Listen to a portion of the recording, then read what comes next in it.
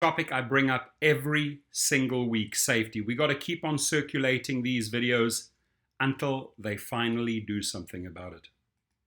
I was downtown for a birthday party with some of my closest friends and decided to get a Lyft because we're intoxicated. We got a Lyft and we took it to Maple Grove.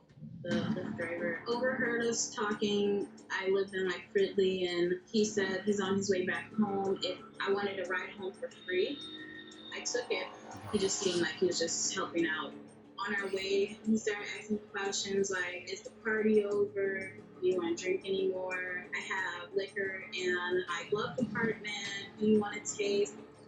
I felt like kind of sick. He stopped the car. He started to touch me, taking off some of my clothes, and that's where he tried to like get on me and things like that. Things like that. Later on, when the cops went through his car, they found the new tequila bottle, but there's like 2 packs of Dixie This is cups, a one that was already open. And serial then rapist. So I definitely think he did it before to somebody else. Dork. Exposed. Nightmares. As children, we are taught to be cautious of all strangers. Don't speak to them. Don't get into a car with them. Don't get into a car. It's ingrained in us. And yet, rideshare companies have turned that paradigm onto its head. For some reason, because this reputable company is telling us it's safe, we're almost forgetting anything we've ever been told before about getting into cars with strangers. Being in a car with a stranger is one of the most unsafe Ryan, places that you can be. You can rideshare, shout You're out. captive. The more time that you spend doing that, the more likely it is that something's going to go wrong. With tens of millions of rides a day, companies like Uber and Lyft boast that 99.9% of their rides go without incident. But with so many drivers on the road, day in and day out, that small fraction of a percent translates into thousands and thousands of painful experiences.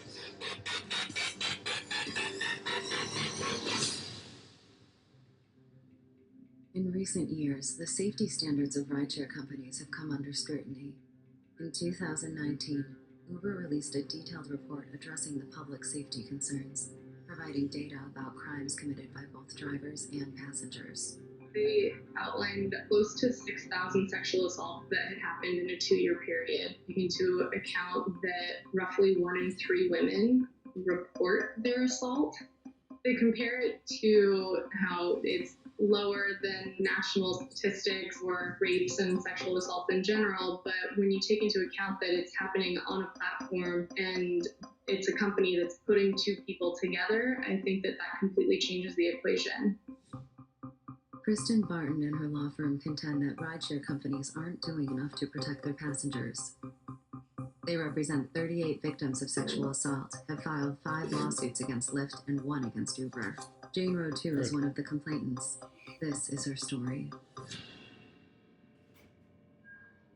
I'm a very in control person. I was actually out for dinner. I had a couple of drinks and they hit me so hard.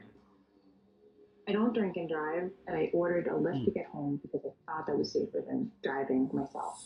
I got into the car, I was a little bit stressed out, and I remember him specifically saying to me, "You look like a very sad girl."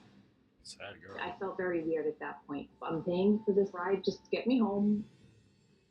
It was about an 8-mile drive. I had too much to drink, and I put my head down and I fell asleep in the back of the car.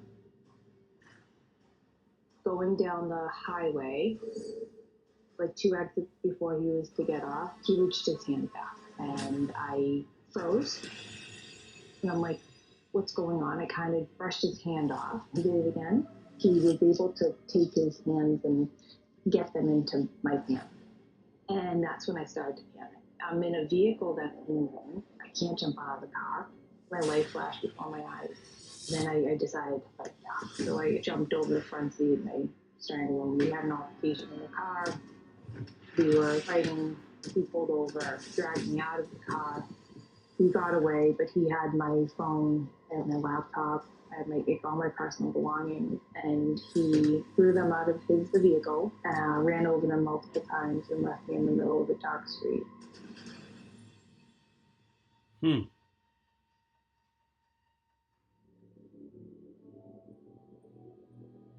Rideshares have become our generation's designated drivers. Both Takesia Hall and Jingru Tu were intoxicated when they ordered their Lyft, believing it to be the safer option. Instead, they found themselves alone with men, willing to take advantage of their vulnerable condition. I think getting a job with Uber and Lyft is the perfect option for predators. I've called it before a devil's playground. You can pick the hours that you want to work. I'm going to work at 2 a.m. and I'm going to pick up the drunk girls. It's just the two of you in that car. You could do whatever you want in that time because no one's going to ever see it. Every time we order a rideshare, we literally put our lives in the hands of a stranger. Why do we have faith that this person we know nothing about will get us safely to our destination? We're assuming that companies that have this much revenue, that clearly you're doing a good background check. You're not going to put me in a car with someone who would ever do anything to me. But that might not be the case. Harry Campbell is a rideshare expert. Harry! This platform is the most popular resource for Lyft and Uber drivers. Uber and Lyft, I sometimes joke that all you need to get approved is to pass a background check and have a pulse. In the vast array of jobs, it's kind of considered low-wage work. Their biggest competition for labor is McDonald's. Bryant Greening is the co-founder of Legal Rideshare. His firm represents drivers and passengers in lawsuits against rideshare companies. For rideshare, there is almost no accountability at the beginning. You have to establish that you have a driver's license and that your background check clears, and then you can get on the road and start driving passengers. I mean, no background check should take less than 3 days, and some of these drivers are applying and finding out within hours that they've been approved. They're not live scan or biometric background checks, so you're really not getting a full picture of who the driver is. Some people use other people's driver's license. There should be fingerprints, there should be an interview with somebody at headquarters because you can tell a lot about somebody, even if it's over the phone. If the base safety features were met at the outset, I don't think that we would be having the same type of problems that we're having now. Both ways.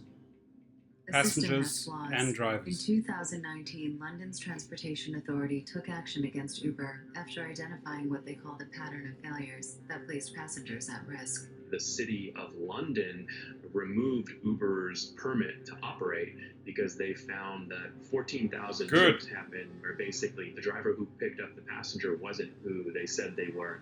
In September 2020, a judge ruled that Uber had adequately addressed the regulators' concerns and they were granted an 18-month license to operate.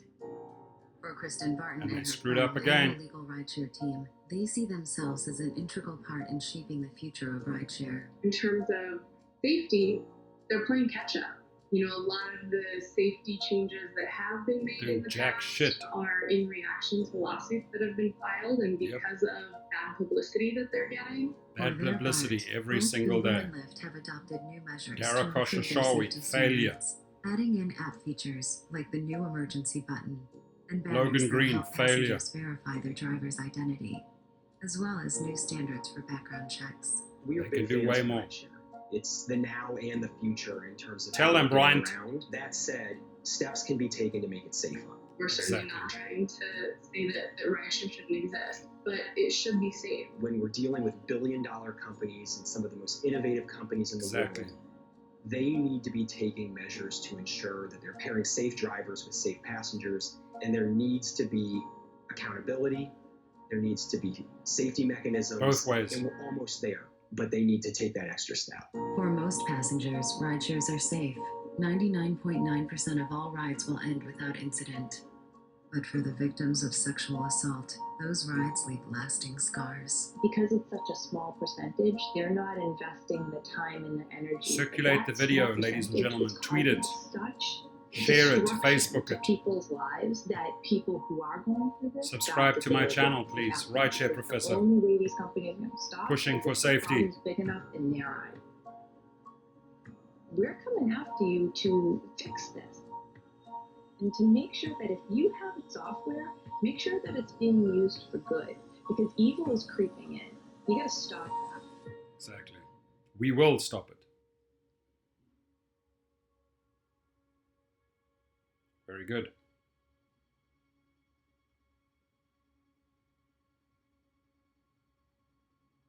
None replied.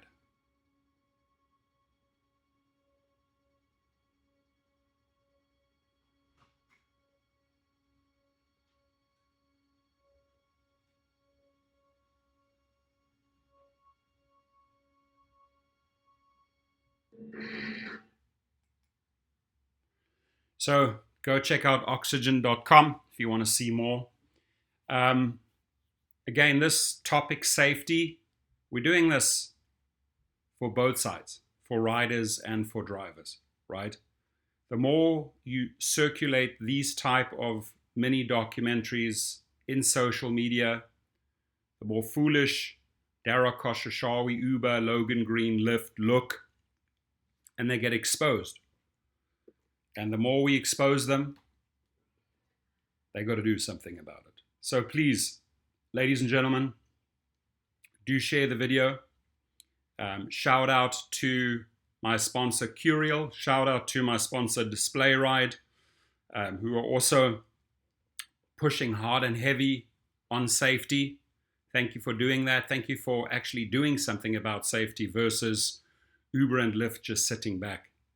Ladies and gentlemen, this is our office. This is a dangerous place for both passengers being matched up with drivers that should not be on the platform and drivers that go to work every day around the clock and have to face assaults, murders, beatings, carjackings.